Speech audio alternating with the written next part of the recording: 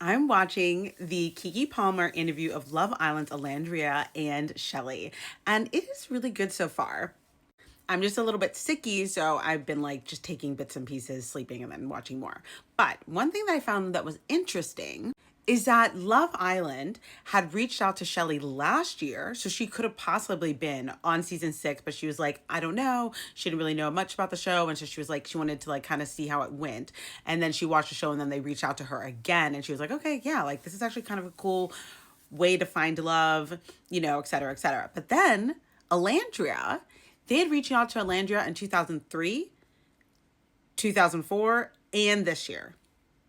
Like they really wanted that girl. And what I find interesting about that is that they really wanted these two beautiful black women, and yet they still allowed this type of villain edit for them.